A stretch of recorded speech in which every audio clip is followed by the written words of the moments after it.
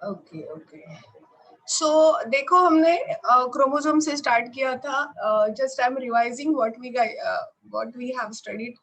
हमने क्रोमोसोम से स्टार्ट किया था गाइस, क्रोमोसोम पढ़ लिया था हमने, एक्स एंड वाई क्रोमोसोम पढ़ लिया था बच्चों, और हमें ये पता चला था कि एक्स और वाई जो क्रोमोसोम्स होते हैं बच्चों, एक्स एंड वाई क्रोमोसोम जो होते हैं, because this is important topic guys.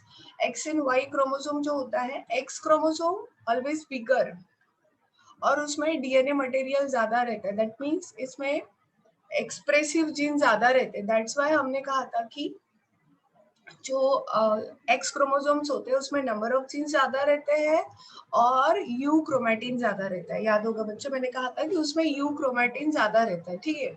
ये मेटासेंट्रिक होता है। वाई क्रोमोसोम हमेशा, वाई क्रोमोसोम में ये जो सेंट्रोमियर होता है बच्चों, ये slightly away from the centre होता है, so we call it as acrocentric. उसे आप क्या कहोगे बच्चों? एक्रोसेंट्रिक।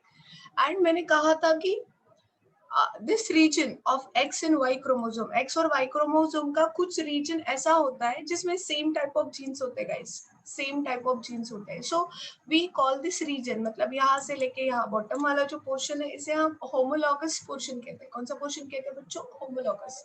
और इसके ऊपर वाला ये जो रीजन यहाँ से लेके यहाँ पे, यहाँ पे जेंडर डिटरमाइनिंग जीन्स रहते हैं। कैसे जीन्स रहते हैं बच्चों? जेंडर डिटरमाइनिंग जीन्स रहते हैं। तो गाइस ये जो जेंडर डिटरमाइनिंग जीन्स होते हैं, और this portion is known as non homologous. So non homologous region पे मैंने कहा था कि कतई क्रॉसिंग ओवर होती नहीं है, उस पर कभी भी क्रॉसिंग ओवर होती नहीं है। ये मैंने आप लोगों को समझाया था बच्चों, ठीक है। अभी आगे चलते हैं बच्चों, ये तो मैंने पढ़ा दिया आप लोगों को एक्स वाई क्रोमोसोम। और उसके बाद में बच्चों हमने लिंकेज पढ़ा था। याद होगा मैंने पढ़ाया था कि किसी भी क्रोमोसोम पे जो जीन्स पास रहते हैं, बेटा गाइस म्यूट कर लेती हूँ, आप लोगों को कंटिन्यूअसली आवाज आ रही है।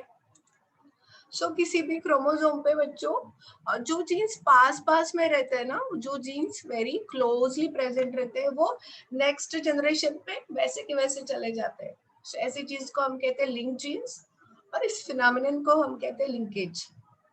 और जो जीन्स एक दूसरे से दूर है, जैसे कि ए बी बहुत पास है, ए बी, और यहाँ पे चलेंगे हम सी और डी। तो गाइस ए और डी जीन्स बहुत दूर दूर है, तो इसमें क्रॉसिंग ओवर के चांसेस आते हैं। क्रॉसिंग ओवर जब भी होगा वो एक दूसरे से जुदा होंगे। ये मैंने आप लोगों को बच्चों पढ़ाया था, ठीक है, इफ यू रिमेम्बर। अभी उसके बाद में मैंने कहा था कंप्लीट लिंकेज, इनकम्प्लीट लिंकेज।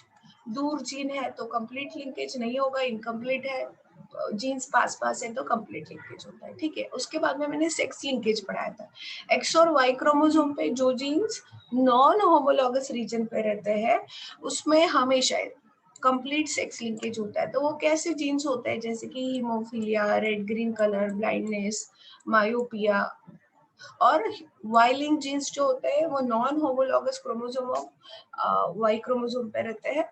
ये भी मैंने पढ़ा दिया था। उससे रिलेटेड डिजीजेस के बारे में भी मैंने पढ़ा दिया था, like hypertrichosis and ichthyosis. I talk about these two things. I hope you guys have like, अभी देखो हमारे दो पार्ट पढ़ने के, एक है क्रॉसिंग ओवर जो मुझे डिटेल में पढ़ाना है तुम लोगों को, और मॉर्गन का एक्सपेरिमेंट। क्रॉसिंग ओवर बच्चों और मॉर्गन का एक्सपेरिमेंट दोनों इंपॉर्टेंट है, पर ये मैं दोनों चीजें आज की क्लास नहीं पढ़ाने जा रही, ठीक है। अभी मैं आपको पढ़ाने जा रही हूँ डिसीजेस। हम डायरेक्टली जो पढ़ेंगे गाइस वो पढ़ेंगे डिसीजेस को, ठीक है।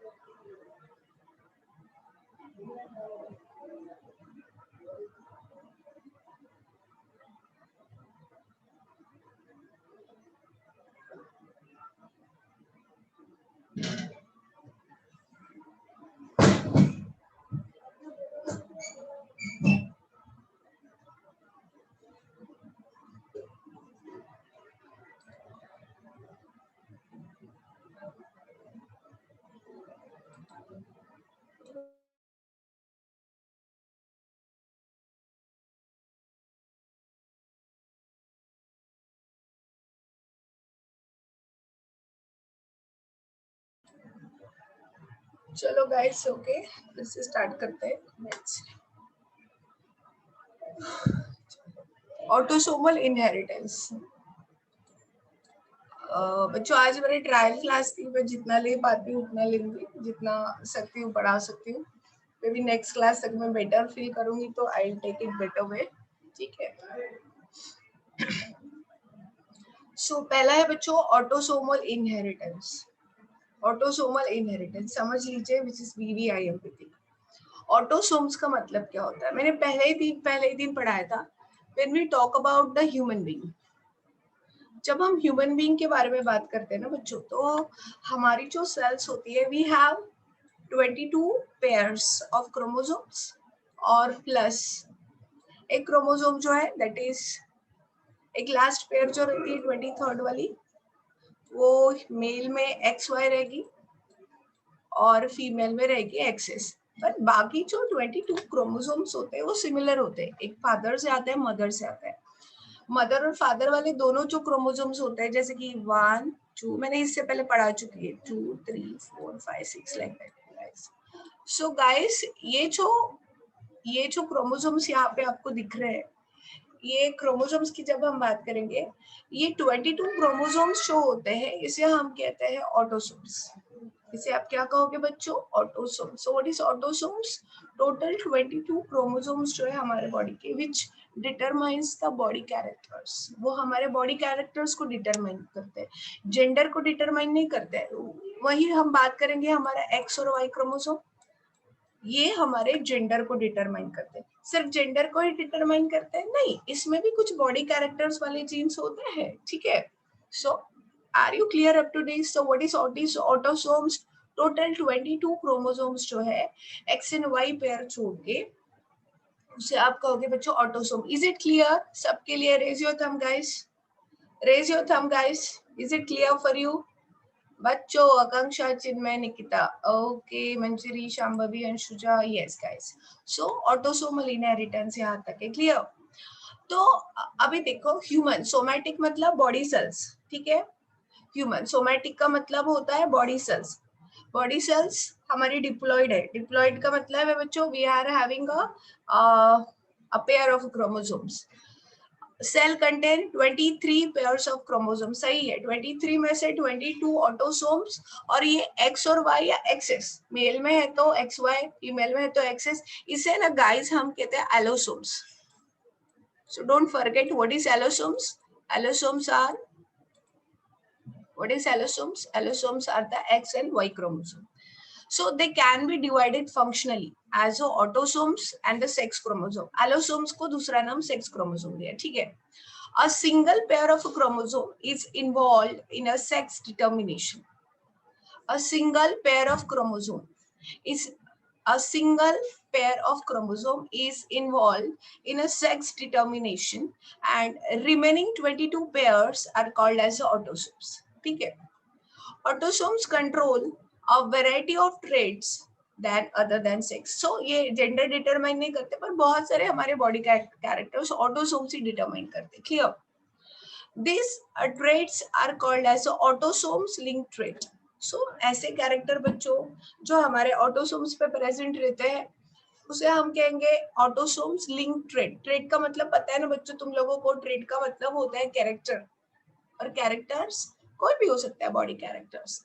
Now transmission of body characters other than the sex linked traits from parents to offspring. समझ में आ रहा है क्या बोल रहे हैं? समझ लीजिए. ट्रांसमिशन ऑफ बॉडी कैरेक्टर, ऐसे जीन्स, ऐसे कैरेक्टर्स, ऐसा ट्रेट जो एक जनरेशन से दूसरी जनरेशन में ट्रांसफर हो रहा है. Other than sex link trait. Sex link trait क्या होता है? ऐसे जीन्स जो X एंड Y क्रोमोसोम के नॉन होमोलॉगस रीजन पे रहते हैं, और वो जीन जो कैरेक्टर्स को डिटरमाइन करते हैं, उसे हम कहते हैं सेक्स लिंक कैरेक्टर्स. जैसे कि आंखों का कलर ब्लाइंडनेस है, the red and green colour में डिस्क्रिमिनेशन नहीं कर पाते. Red, green as well as sometimes the yellow colour जो है, इसमें बहुत से लोग डिस्क्रिमिनेशन है, उसे कलर ब्लाइंड कहते हैं. सो कलर ब्लाइंडनेस वाले जो जीन्स होते हैं वो हमारे एक्स क्रोमोसोम के नॉन होमोलॉगस रीजन पे रहते हैं. समझ में आ रहा है बच्चों? So guys, other than X and Y chromosome.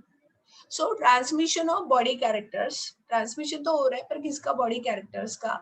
Other than sex link trait from parents to their offspring, from parents to their offspring through autosomes. Through autosomes is called as autosomal inheritance. इसे आप क्या कहोगे बच्चों? autosomal inheritance. ऐसे characters वो पूरे 22 chromosomes पे रहेंगे. ऐसे कैरेक्टर्स जो एक जनरेशन से नेक्स्ट जनरेशन में ट्रैवल हो रहे हैं, वैसे कैसे ट्रैवल होगे बच्चों? वाया गमिट. कैसे ट्रैवल होगे? वाया गमिट. सो इसे आप कहेंगे ऑटोसोमल इनहेरिटेंस. ठीक है. सो वो कौन से कैरेक्टर्स है जो एक जनरेशन से दूसरी जनरेशन में ट्रांसफर होती है?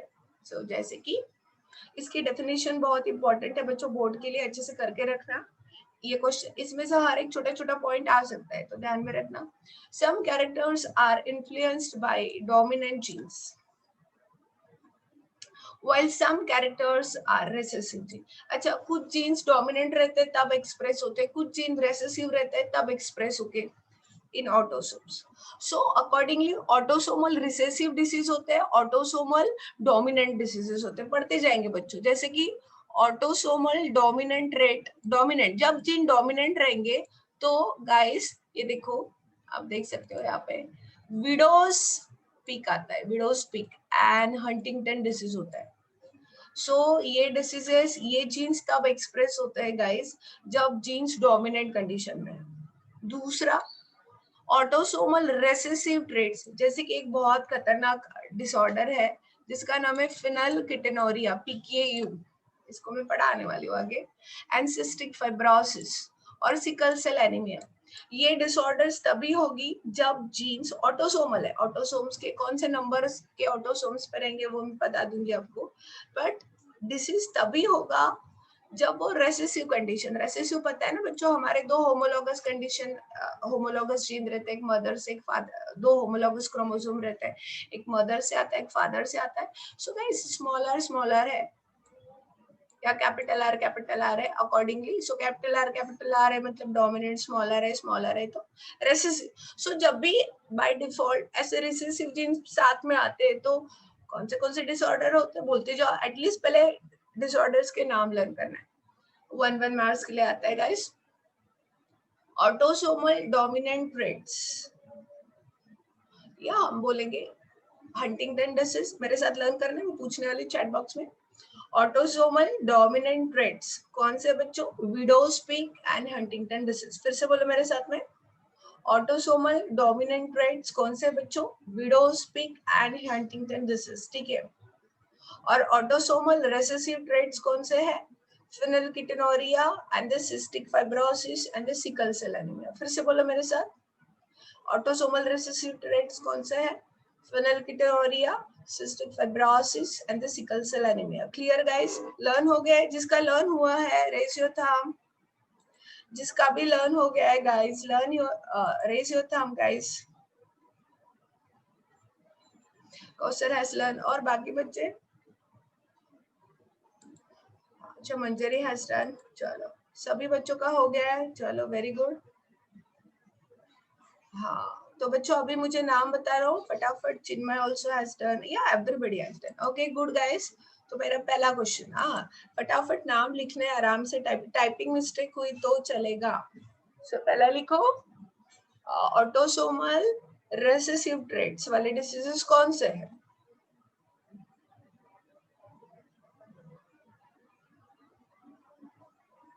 Yes guys, write down.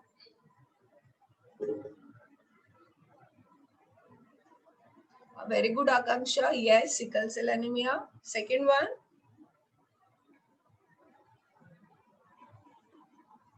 Yes, Manjari, very right. All of three are correct. Yes. Who the next? Very right, Preshita. Chinmay, yes, very good. Yes. Who the next? और कौन लिखने जा रहा है? Yes Kausar, very right. Akanksha, Preshita, very right. बच्चों ये learn करना है, जरूरी नहीं है कि पूरा का पूरा आपको पूछे. कभी कभी सिर्फ क्वेश्चंस 1 मार्क्स के वो भी पूछ सकते हैं।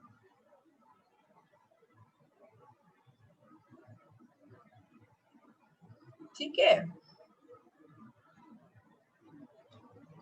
चलो आगे चलते हैं। मैं समझाने जा रही हूँ आपको।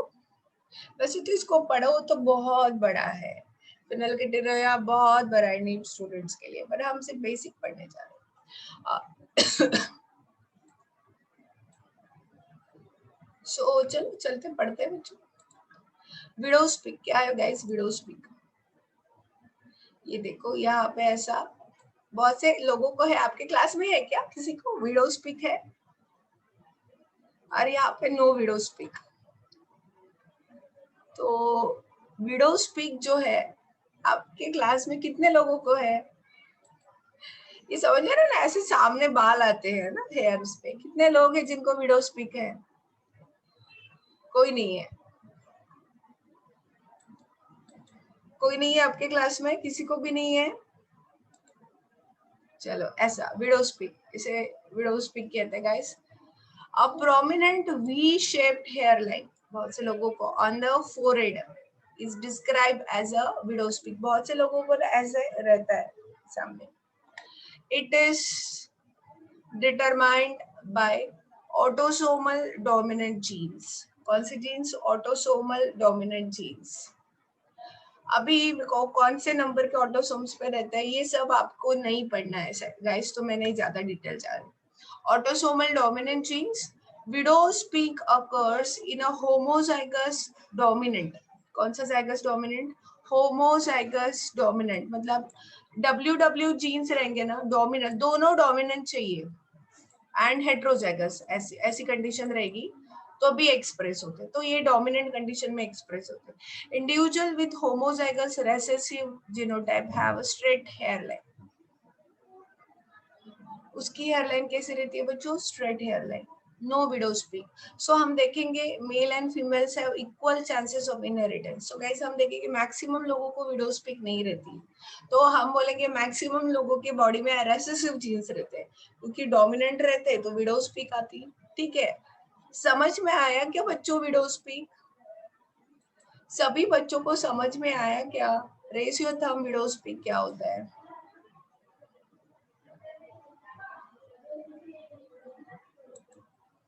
चलो ओके बच्चों, वेरी गुड। अभी हम बात करेंगे बच्चों फेनिलकेटोनुरिया की। कौन सी बात करेंगे बच्चों? फेनिलकेटोनुरिया। क्या है फेनिलकेटोनुरिया? ये इनबॉर्न मेटाबॉलिक डिसऑर्डर है, cause due to recessive autosomal genes. It is an inborn metabolic disorder है, caused due to recessive autosomal genes. recessive autosomal genes है, बिल्कुल ध्यान में रखना। एक एक ही एग्जाम्पल इन्होंने कवर किए हैं। रेसेसिव का पिकियो दिया है और ऑटोसोमल का विडोस्पिक, दो ही, बाकी के हमें पढ़ने के लिए नहीं है। आगे चलेंगे। When recessive genes are present in homozygous condition, so क्या है फेनिलकेटोनुरिया गाइस? हमारे बॉडी में एक एंजाइम होता है जिसका नाम है फेनिल अलानिन हाइड्रोक्सिलेज एंजाइम। ये नॉर्मल ह्यूमन के बॉडी में प्रेजेंट होता है और ये होना भी चाहिए। अभी हम देखेंगे किसी जिसको फेनिलकेटोनुरिया होता है उसके बॉडी में ये एंजाइम नहीं प्रोड्यूस्ड होता है। गाइस देखेंगे कि ये एंजाइम नहीं प्रोड्यूस्ड हुआ तो क्या हुआ, क्यों जरूरी है ये एंजाइम? इस एंजाइम का काम होता है बच्चों, this enzyme is a essential for, किसके लिए? Conversion of amino acid. कौन सा amino acid? Phenylalanine into tyrosine. बिल्कुल ध्यान में रखना बच्चों, जो भी हम फूड खाते हैं ना बच्चों, हम प्रोटीन दाल खाते हैं, हम हमारी सब्जियों में लॉट ऑफ प्रोटीन होता है, और जब भी हमारी डाइजेशन प्रोसेस होती है ना बच्चों, डाइजेशन में ये प्रोटीन का ब्रेकडाउन होता है अमाइनो एसिड्स। सो वैसे तो 20 अमाइनो एसिड्स है, उसमें 20 अमाइनो एसिड्स में और एक अमाइनो एसिड है जिसका नाम है बच्चों फेनिल अलानिन। भूलना नहीं इसका नाम, क्योंकि 1 मार्क्स के लिए कॉन्सेप्ट बेस्ड क्वेश्चन आ सकता है। कौन सा amino acid guys? Phenylalanine. So बच्चों ये फेनिल अलानिन अमाइनो एसिड जो है इसके बारे में भी जानकारी दे रही हूँ। इसका कन्वर्शन टायरोसिन में होना बहुत जरूरी है।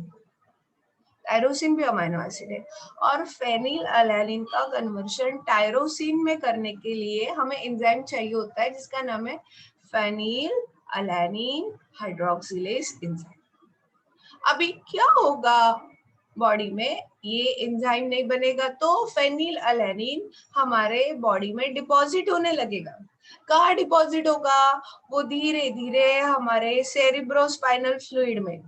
आपको पता है सेरिब्रोस्पाइनल फ्लूइड कितना इंपॉर्टेंट होता है हमारे ब्रेन के लिए, हमारे ब्लड में।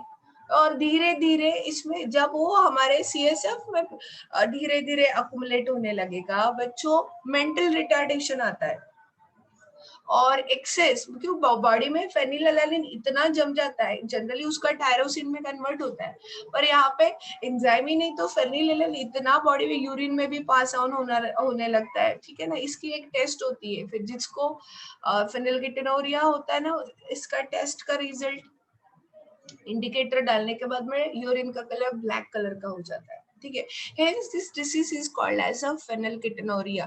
so हमने देखा phenylketonuria रेसेसिव ऑटोसोमल डिसऑर्डर है।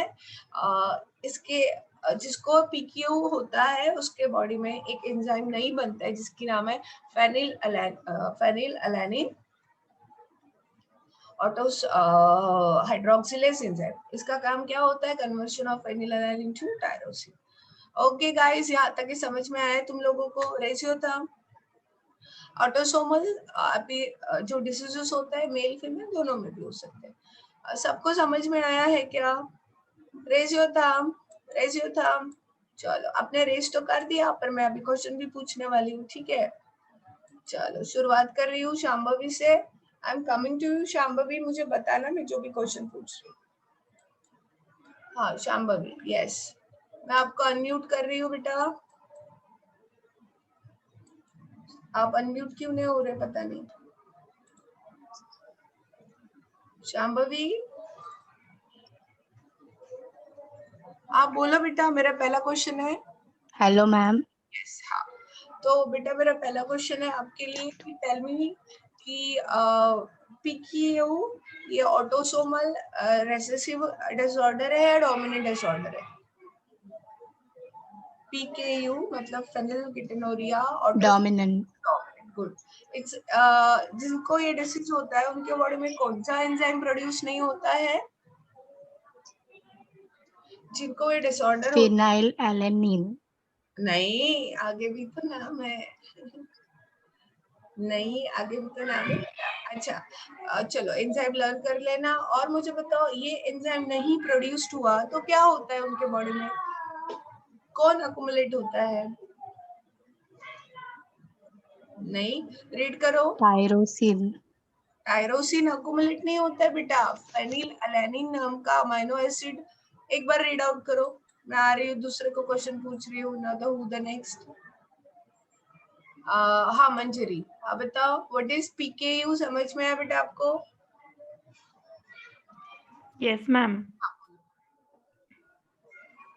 बोलो बोलो, पीकेयू में क्या समझा, बोलो।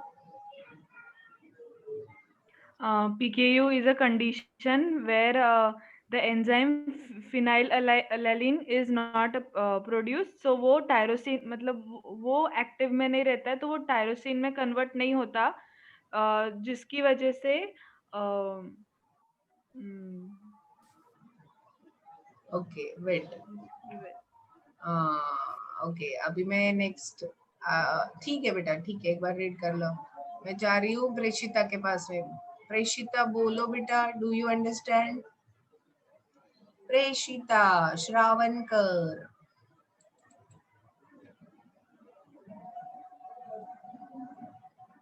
हेलो। चलो चिन्मय, मैं आपको अनम्यूट कर रही हूँ बेटा। चिन्मय, मैं आपको अनम्यूट कर रही हूँ बेटा, बताओ। Yes madam. हाँ, यस, यू अंडरस्टैंड पीकेयू बेटा? Yes ma'am. या प्लीज टेल मी बेटा, बोलो what is PKU, what you understand? PKU is an inborn disorder in which the synthesis of the enzyme phenylalanine hydroxylase enzyme doesn't take place, and the conversion of the amino acid into tyrosine does not take place, and due to this the derivatives of the phenylalanine they get accumulated in the blood and the CSF, and due to this the development of the brain, the mental development as it is called, it does not take place properly, which leads to mental retardation. And even it has been observed that in most of the cases this phenylalanine derivatives they get accumulated in the urine in the most of the cases, and this results in the kidney failure as well. Yeah, good, good Chinmay, very good. So guys, जिन लोगों को अब unmute कर लेना, mute कर लेना बेटा आपको, आप खुद को अभी yes. So एक बार फिर से दोहरा रही हूँ guys, what is PKU? PKU is the inborn disorder. या जेनेटिक डिसऑर्डर्स होती है. तो क्या होता है इनके बॉडी में फेनिल अलानिन हाइड्रोक्सिलेज ये जो एंजाइम होता बनता नहीं है. इसका काम क्या होता है? जनरली फेनिल अलानिन का कन्वर्शन टायरोसिन में करने के लिए फेनिल अलानिन हाइड्रोक्सिलेज एंजाइम चाहिए होता है. ये बनता नहीं है. सो बॉडी में फेनिल अलानिन बनते जाता है, उसके डेरिवेटिव्स बनते जाते हैं, आपके ब्रेन में ब्लड में अक्यूमुलेट होते जाते हैं, और फाइनली क्या होता है? और आप बोलेंगे मैम फेनिल अलानिन आया कहाँ से? तो वो हमारे फूड में जो प्रोटीन होते हैं जब उसका डाइजेशन होता है उसमें से कंटिन्यूअसली दे कम आउट, धीरे धीरे वो आपके बॉडी में रहता है फेनिल अलानिन, उसका डिग्रेडेशन टायरोसिन में होना बहुत जरूरी होता है. सो ये होता नहीं है और ऐसे लोगों को हो जाता है PKU. It is a very severe disorder guys, mental retardation and all. Yes Kausar, समझ में है क्या आपको? Where are you Kausar? Do you understand Kausar? Miss Kausar Sawan? Yes ma'am. हाँ चलो बताओ क्या समझा? फिनाइलकीटोनुरिया ये मैम दिख रहा है मेरे को पूरा. हाँ मैंने प्लीज कर दिया. हाँ हाँ phenylketonuria is an inborn metabolic disorder. It is caused by the homozygous. It is caused by the recessive autosomal gene, and in this case the phenylalanine